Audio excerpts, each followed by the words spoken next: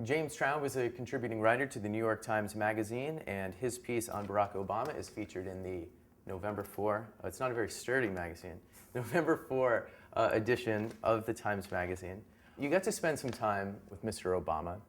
Did you get any different sense of him than the sense that we get through speeches and debates that we see of him? Well, generally talking to people running for president is kind of an unrewarding thing to do because they're so programmed. I think actually in his case you feel more of a human being that you're talking to. You know, there are some people who are doing this who I really wouldn't have wanted to write an article about. I mean, I have no desire to write an article about Hillary because I think talking to her would be so frustrating because you would never get past her super organized, structured talking points view of the world, or at least the constructed version of her. I think in Obama's case, he feels more like a person. You feel his ironic sensibility. You feel his complicated way of thinking. So it's a little more satisfying and it's a little more fun than it is talking to a lot of these other folks. And he comes out at the end of your piece and says, we haven't made our case yet. Yeah, obviously not a thing that these guys want to say, and hardly the thing he said at first, you know. It came out, I think, when I pressed him, because what he was saying to me is, I recognize that I have to make people feel that they will be safe with me. And I said something like, well, they don't feel that way now, do they? He said, no, we haven't made our case yet. And, you know, it's painfully obvious that whether the word is yet or not, they haven't. I mean, the fact is Hillary has been ahead of him by 20, 25 points for a long time. She remains so now. So whatever you attribute the failure to, he clearly is not succeeding in getting through as well as he wants to. Yeah, I guess there's this question, if so many people like him, if so many people are willing to donate to his campaign, why does he continue to trail? Does he have an explanation for that? Yes, if you ask them, they'll say he's not trailing. You say, well, what about the polls? They'll say, oh no, those are national polls. You don't believe national polls, do you? Well, there's some truth to that. In Iowa, among likely caucus goers, he's actually a couple points ahead of Hillary. Right. So first they would say, we're not behind. Second, they would say, okay, Hillary has this cynical gift that she is able to frame her view and frame Obama's view in a way that's very powerful. She's really good at this. It's a political ability. At some level, it is a bad ability. It's a cynical thing. And so she is successfully blurring the truth. And so when I say to them, well, what about the possibility that actually more people want to buy the product she's selling, you know, than the product you're selling? Some of his advisors, off the record, say, well, maybe that's so. I mean, some will say maybe America isn't ready, or maybe Obama isn't ready. But that's obviously a painful thing for them to have to concede.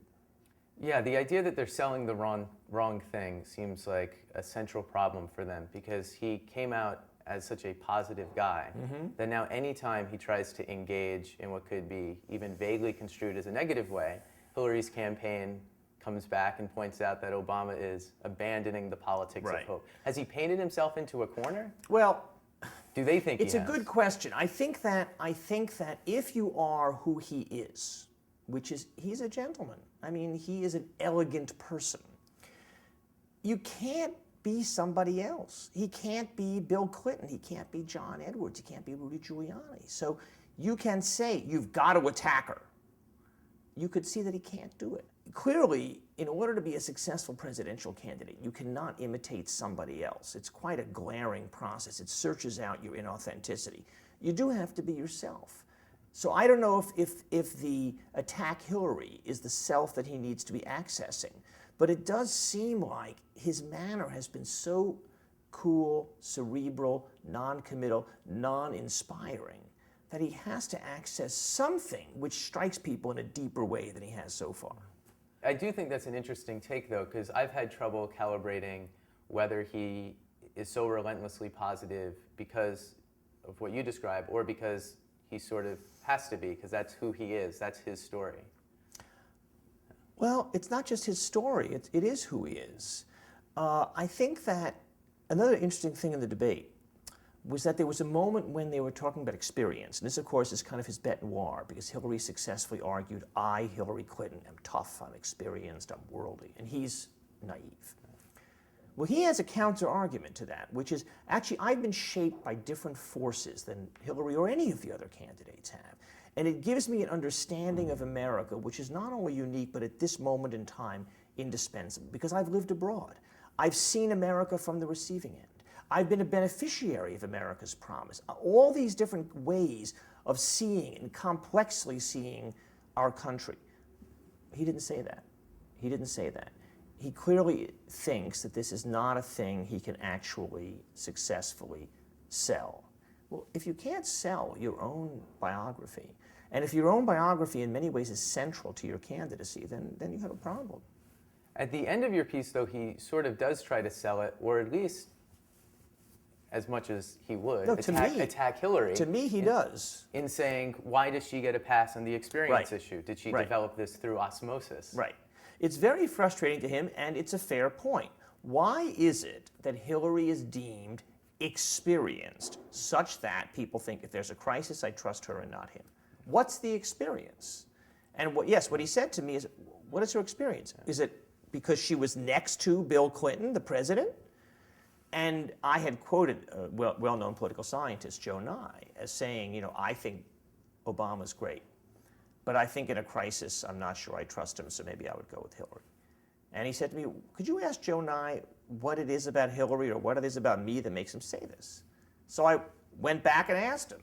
And he said, well, there's this kind of intuitive sense that people get that they rely on in a crisis.